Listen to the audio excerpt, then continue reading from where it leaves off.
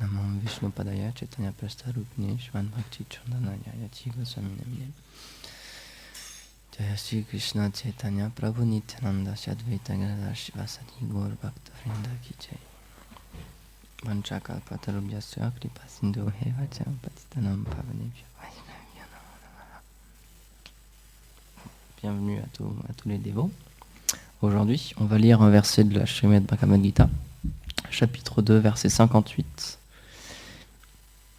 Yada samarte chayam kurmun niganivash sarvasam idriyanidriyate vyas tasya pragyan pratishtita. Tout comme une tortue rétracte ses membres dans sa carapace, quand une personne peut complètement détacher ses sens des objets des sens, quand elle le désire, on dit que son intelligence est fermement fixée. Commentaire. Selon Srila Vishwanath Chakravarti Thakur, le Seigneur répond avec ce verset à la question d'Arjuna, comment s'assied-il? Le mot Indriyartebhyas signifie que, comme une personne peut rétracter les sens de l'écoute de son objet, le son, celui qui est fixé sur la vérité absolue est capable de rétracter ses sens aux objets des sens externes et de permettre à son esprit de rester imperturbable. L'exemple de la tortue est donné pour illustrer ce point. Tout comme elle peut rétracter ses yeux, sa tête et ses pattes à l'intérieur de sa carapace quand elle le souhaite, une personne qui est Sthita Pragyan, celle dont l'intelligence est fixe, peut rétracter ses sens de leurs objets comme elle le désire. Donc si je me souviens bien, au début je ne sais plus si c'est au début du chapitre 2 ou à la fin du chapitre 1, Arjuna il pose toute une série de questions à Krishna à propos des personnes qui sont en samadhi, aux personnes qui sont concentrées sur le soi. Parce que Krishna lui en parle un petit peu. Du coup, Arjuna il dit comment reconnaître une telle personne, comment est-ce qu'il s'assoit, comment il parle, comment il bouge.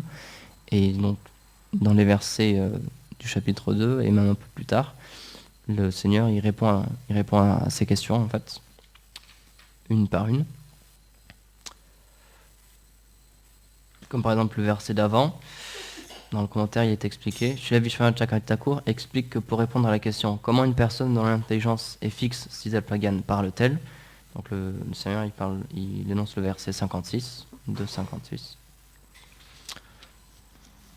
Et donc Arjuna il est en train d'amasser de la connaissance sur c'est Krishna en fait en anglais on dit advertise. Krishna il fait la promotion en fait de cette personne. Une personne qui est Sthita Pragyan, donc une personne qui est située dans le soi et qui est détachée de ce monde matériel. Donc là, l'exemple qui est donné précisément, le point ici, c'est à propos des sens. Et donc il est expliqué qu'une personne qui est Sthita Pragyan, qui a son intelligence fixée dans le soi, elle peut rétracter ses sens et ne plus les mettre en contact avec les objets des sens externes.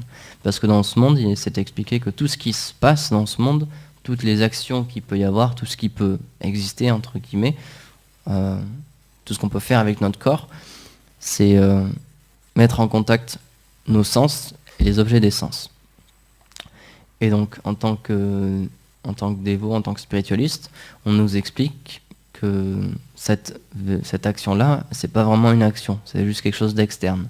C'est un peu comme quelque chose de virtuel. Parce que notre soi, qui est l'âme, qui est à l'intérieur du corps, c'est pas elle qui entend les sons, c'est pas elle qui goûte aux choses, c'est pas elle qui touche les choses, c'est elle le fait via son corps externe, via le corps qui la recouvre. Jai Shri Nitai Vishwambar ki jai, Shri Shri Nanda Jashoda Gopal ki jai, Shri Shri Radha Madan Mohan ki jai, Tulsi Devi ki jai, Nandishwar Mahadev ki jai, Guru Parampara ki jai.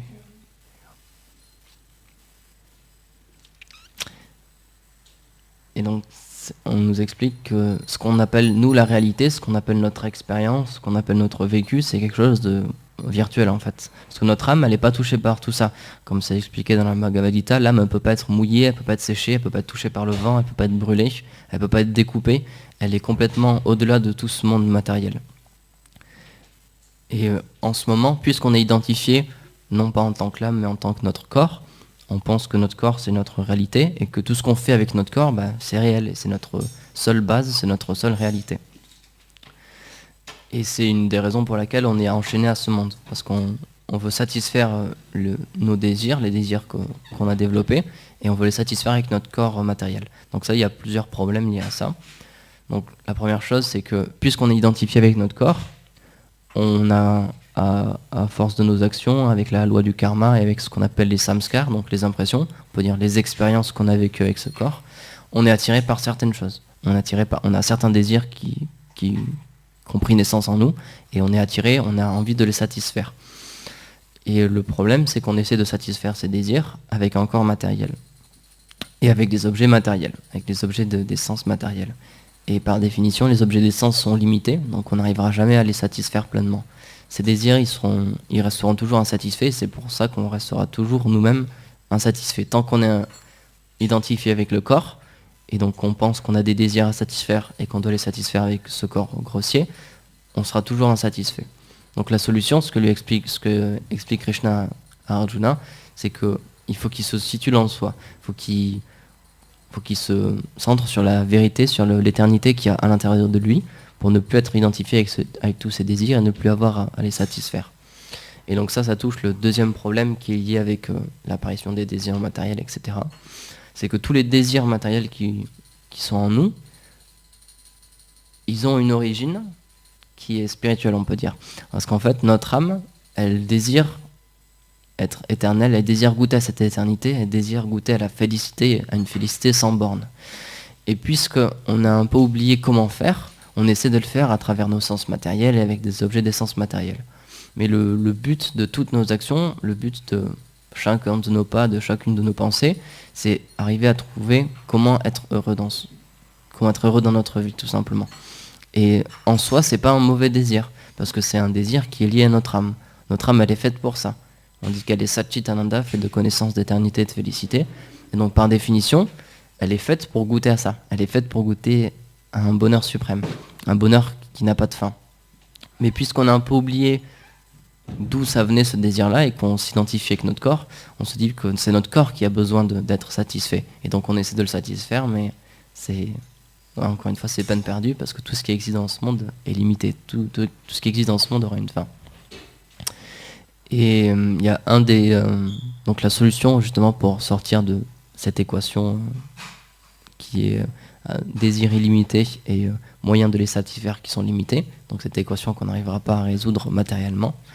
La solution, elle se trouve dans le Seigneur suprême, parce que il y a un des titres, un des noms du Seigneur suprême, c'est le contrôleur des sens. C'est Arjuna, tu peux m'aider?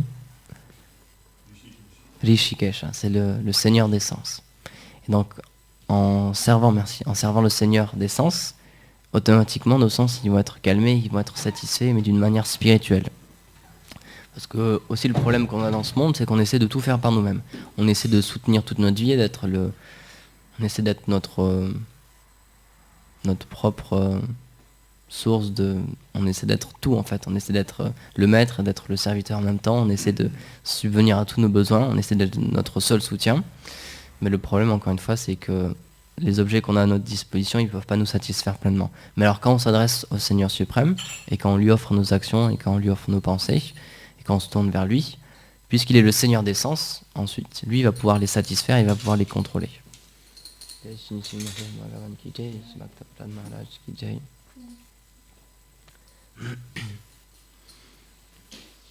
Donc c'est un des buts aussi de notre sadhana, de notre pratique dévotionnelle, c'est de comprendre déjà tout simplement ce que Asi Bhaktivedanta Swami Prabhupada y répétait dans toutes ses classes, c'est qu'il dit que la première chose à comprendre, c'est qu'on n'est pas ce corps. Parce que si on n'a pas compris ça, tout le reste, on ne pourra jamais l'atteindre. Tout le reste, il y aura le problème de base qui restera toujours là. Donc une des premières choses qu'incite aussi Krishna à faire à Arjuna, c'est de contrôler ses sens, entre guillemets, et d'offrir toutes ses actions au Seigneur suprême. Comme ça, il encourira plus de réactions, et il pourra commencer à se détacher. Parce que sinon, l'image qui est donnée, c'est un peu comme si c'est un peu la même image qui est donnée pour le mental aussi. C'est comme si on était plongé dans une rivière avec son cours qui est très rapide, et qu'on était complètement identifié à être dans cette rivière et qu'on n'arrivait pas à réfléchir à quoi que ce soit. Donc la première étape qui est demandé, c'est de sortir et de se rendre compte qu'on n'est pas cette rivière et sortir et voir la rivière qui coule, mais à l'extérieur de nous en fait. Ne plus être plongé dedans. Comme ça, on peut avoir une vision un petit peu externe et commencer à comprendre ce qui se passe à l'intérieur de nous. Et comme l'explique souvent Gurdjieff aussi, c'est qu'on va pouvoir commencer à comprendre quand on n'est pas score et que tous nos désirs, c'est pas nous en fait. Arjuna il me partageait ça aussi un jour. Nos désirs, ils sont en nous, mais on peut les voir comme étant en nous. C'est intéressant parce qu'on les voit, on voit qu'ils sont pas nous. On voit qu'on n'est pas la colère, on voit qu'on n'est pas l'envie, on voit qu'on n'est pas l'avidité ou la concupiscence. On voit que ce sont des choses qui sont en nous. Et donc dès qu'on arrive à se distancer, dès qu'on arrive à voir qu'il y a deux choses, qu'il y a le nous et qu'il y a ces désirs-là, ensuite on peut commencer à essayer de les contrôler un peu, de les réduire un petit peu. Et donc encore une fois, c'est le but de notre sadhana, c'est d'avoir une pratique fixe qui permet de contrôler nos sens, déjà tout premièrement. C'est pour ça qu'on nous explique qu'avant d'obtenir l'initiation, par exemple, presque la seule chose qu'on nous demande, c'est de chanter un nombre fixe de tours et de suivre les 4 principes régulateurs. Et en suivant ces 4 principes, on nous demande pas de suivre ça juste pour nous infliger quelque chose ou pour que ça soit de la torture ou quoi que ce soit. C'est une base en fait pour être un peu plus humain. Parce que c'est expliqué que selon notre façon de vivre, quand on est encore humain, selon notre façon de vivre, on peut être plus proche de l'espèce humaine ou on peut être plus proche de l'espèce animale. Si on ne vit que pour satisfaire nos sens, si on vit juste pour se défendre, se reproduire, manger et dormir, c'est une vie animale. Il y a rien d'humain là-dedans en fait. Et donc aussi ce que nos acharyas, toute notre lignée spirituelle, tous nos maîtres spirituels, ils nous incitent à faire, c'est de sortir de cette vie animale et de commencer à devenir réellement des êtres humains. Donc il y a, je crois que c'était Bhaktisiddhanta Saraswati Prabhupada qui disait que si on chante pas minimum 64 tours, on n'est pas un être humain, je crois qu'il avait dit ça. Donc bon, ça c'est un standard très élevé quand même. Mais c'est pour ça qu'on a de la chance que tous les acharyas et tout le principe en fait de chez Guru, c'est qu'ils s'adaptent à notre condition, ils s'adaptent à comment on se trouve en fait, et ils adaptent toutes ces règles-là, tout ce processus de la bhakti, tout ce processus de la réalisation spirituelle, ils l'adaptent pour que ça soit accessible à nous. Et donc ça c'est vraiment un point très intéressant, c'est que dans la voie qu'on pratique, dans le bhakti yoga, le but c'est pas les règles en soi, le but c'est d'atteindre quelque chose, c'est d'atteindre la réalisation du soi, c'est d'atteindre notre service envers Shri Radha et Krishna. Donc le but, c'est pas les règles elles sont là pour servir le but. C'est pour ça que tous les acharyas, ils adaptent les règles tout en suivant l'idée principale, tout en ne déviant pas, mais ils adaptent les règles pour qu'on puisse les pratiquer d'une manière qui soit facile et qui soit accessible. Et c'est une des raisons pour lesquelles quand Bhaktivedanta Prabhupada il est venu en Occident, il a vu que c'était incapable les gens en Occident, ils avaient tellement peu de capacité mentale, ils avaient tellement peu de contrôle de soi qu'ils n'arrivaient même pas à méditer, ils n'arrivaient même pas à s'asseoir pour chanter les 100 noms. Donc il a vraiment descendu le standard. Il a demandé de chanter seulement 16 tours minimum. Alors qu'au début, il aurait demandé 64, il se dit mais non, Prabhupada, c'est impossible. Ensuite 32, il a dit mais non, c'est pas possible. Du coup, il a dit ok, 16, mais pas moins que ça. Donc c'est vraiment un point qui est important à comprendre. C'est aussi une chose que Gurudev il essaie de mettre en place, c'est que notre vie spirituelle, elle soit dans un environnement qui nous soit agréable. Donc ce qu'on cherche, c'est pas la gratification des sens non plus, mais on cherche un environnement où on se sent à l'aise, où on se sent protégé, où on se sent en sécurité, où on se sent aimé, pour pouvoir naturellement que le progrès spirituel y vienne. C'est quelque chose qui m'avait expliqué quand j'avais voulu venir au temple et ça m'avait vraiment marqué. Et je me suis rendu compte que oui, vraiment le but c'est ça en fait. Le but c'est d'avoir... parce qu'on a tous des problèmes mentaux, on a tous chacun nos problèmes, on a tous chacun nos maladies. Et donc le but, c'est pas de rentrer en conflit avec tous ces problèmes-là. Parce que si on les fait trop sortir ou si on est trop en conflit avec eux, si on n'a pas assez de sukriti ou si on n'a pas assez de force spirituelle, on va vouloir quitter le chemin de la bhakti et on va pas vouloir continuer. Mais le but, c'est pas ça. Le but, c'est que le plus de monde possible puisse prendre ce service de dévotion et puisse commencer le service de dévotion. Donc il faut le rendre sans en changer sans en changer l'essence, il faut le rendre le plus accessible possible. Et donc c'est aussi une des raisons pour laquelle il y a beaucoup de commentaires de la Srimad Bhagavata, même parmi les Vaishnavas. C'est que chacun, ils ont donné un point de vue un petit peu différent pour l'adapter à un public différent. Par exemple, il y a Yashoda Doulal qui me partageait que chez Ashtar Maharaj, il a écrit aussi un commentaire de la Bhagavad Gita, mais il l'a écrit dans un sens un petit peu différent. C'est qu'il a écrit très très très peu de teneur et portée. Il a mis son commentaire dans les versets. Dans sa traduction des versets, ce sont des longs versets en fait, et dans sa traduction des versets, il a mis le sens qu'il voulait apporter à cette Bhagavad Gita. Et donc c'est vraiment intéressant de voir que les Vaishnavas, ils arrivent comme ça à jongler avec les écritures, ils arrivent puisqu'ils sont experts, comme on le dit des Sri Goswami, ils sont experts à tirer l'essence des écritures en fait.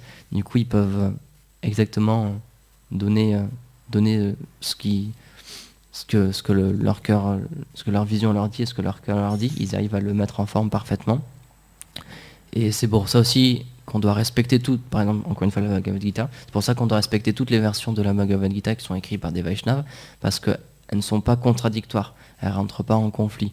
C'est une vision différente du Seigneur suprême, parce qu'on a chacun notre individualité, donc on a tous une relation avec lui, il y a tous un aspect particulier de lui qui nous intéresse, ou qui nous a été révélé, qu'on a compris. Donc les Vaishnavas, ils mettent leurs sentiments, ils mettent leurs feelings dans les textes qu'ils écrivent, mais ils ne rentrent pas en conflit.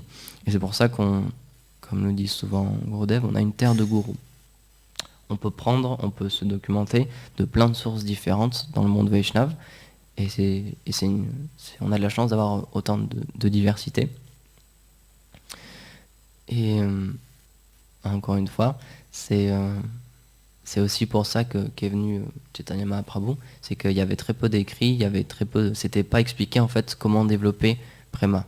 C'est Krishna, quand il était venu il y a à peu près 5000 ans, il donnait aux personnes qui étaient qualifiées, il donnait ce Prema, mais il donnait pas la qualification. Et il n'expliquait pas comment obtenir cette qualification. Et c'est pour ça que Chaitanya Mahaprabhu et Nityananda sont venus.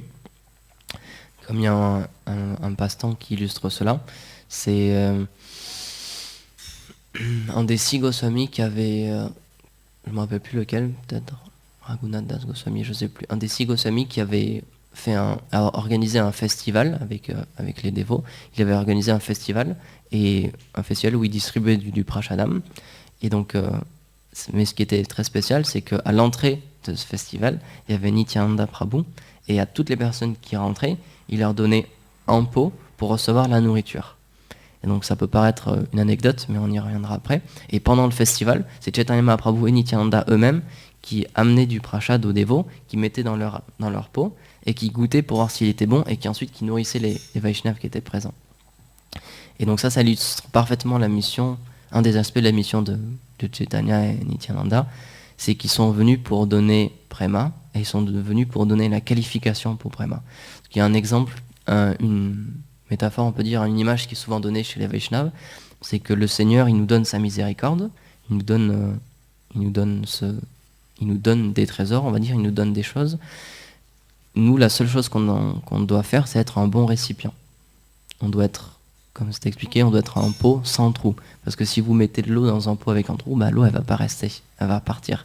C'est un peu l'image comme on dit que quand on écoute quelque chose et que ça ressort de l'autre oreille. C'est un peu la même idée. Et pour matérialiser ça, en fait, et pour donner ça, Chaitanya et Nitya, ils sont venus, et comme Nityananda dans cet exemple-là, ils donnent carrément le pot pour obtenir cette bhakti, pour obtenir ce prema. Et donc c'est pour ça que c'est expliqué que ce Kali Yuga, il est très très très fortuné, parce donc même les personnes qui sont les plus inqualifiées, s'ils rentrent en contact avec ce service de dévotion et avec ce mouvement de Sankirtan, ils peuvent recevoir les deux. Ils peuvent recevoir Prema, mais ils peuvent aussi recevoir le récipient qui leur permet de contenir Prema. Et donc oui, c'est un Kali Yuga qui n'arrive pas à chaque fois de façon récurrente, mais c'est très éloigné dans le temps en fait. C'est pas tous les Kali Yuga qu'il y a Chaitanya Mahaprabhu qui vient. Et donc on est extrêmement fortuné, et toute notre parampara, donc on s'appelle des Gaudiya Vaishnava, et toute nos parampara, elle a été justement ils suivent. On dit aussi qu'on est des Rupanuga, on est on est des suiveurs, on est des personnes qui suivent Rupa Goswami, parce qu'on suit toute cette mouvance qui est née de Sri Chaitanya Mahaprabhu. Et encore une fois, c'est lui qui a inauguré ce mouvement de Sankirtan. Et pour en revenir au début, avec le contrôle des sens, il nous a donné une méthode très très simple justement pour réaliser Dieu. C'est qu'il nous a juste nous a seulement demandé de chanter les saints noms du Seigneur. Et à force de chanter ces saints noms, ça va réveiller notre âme, parce que notre problème, c'est que, comme on le disait au début, qu'on est identifié avec ce corps. Et donc la solution pour sortir de cette attirance pour le monde matériel, c'est de se connecter avec notre âme.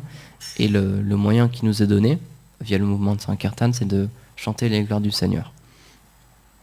Et donc c'est quelque chose qu'on peut faire de deux façons principalement. D'une façon personnelle avec un japa, donc c'est une pratique personnelle. Et ensuite il y a une pratique congrégationnelle. Donc c'est ça que veut dire Sankirtan, c'est une des définitions de Sankirtan. C'est de partager ce chant des noms du Seigneur avec tout le monde. Parce que aussi une des conditions qui est donnée par Chaitanya Mahaprabhu pour recevoir ce préma et pour pouvoir le garder, c'est qu'il faut le partager. Parce que c'est expliqué qu'il nous a donné un trésor, mais si on le garde juste pour nous et qu'on est selfish, si on est avare et qu'on le garde pour nous et qu'on ne veut pas le partager, il ne sera pas révélé. Il nous sera révélé parce que cette graine nous a été donnée par le maître spirituel, et cette graine elle va s'épanouir et ce trésor il va se révéler seulement si on le partage. Donc c'est quelque chose de dynamique et c'est quelque chose de mystique aussi, parce que c'est quelque chose qui est déjà en nous. Cette connaissance on l'a déjà en nous, en fait l'âme elle est déjà présente, c'est juste qu'elle est recouverte, mais à force de chanter, à force de faire du service, à force de distribuer les saints noms, notre réalité va apparaître. Parce qu'encore une fois, moi, c'est un point que j'aime beaucoup, c'est qu'elle est déjà là. C'est pas quelque chose qu'on doit obtenir, c'est pas quelque chose qui est introuvable. Elle est déjà au plus profond de nous-mêmes, c'est nous-mêmes, mais c'est juste qu'on l'a oublié. Et donc, Chaitanya Mahaprabhu il est venu pour nous donner ce remède, ce médicament, qui est de chanter les saints noms. Voilà. Est-ce qu'il y a des questions? Ok. Nitai Gaur Premanandi Hari.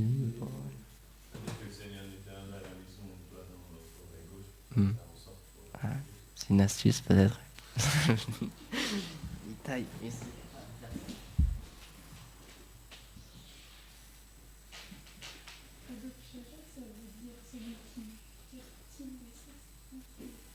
Celui qui est au-delà de la perception des sens matériels. C'est que je savais que c'était avec les sens aussi, du coup, je suis chef.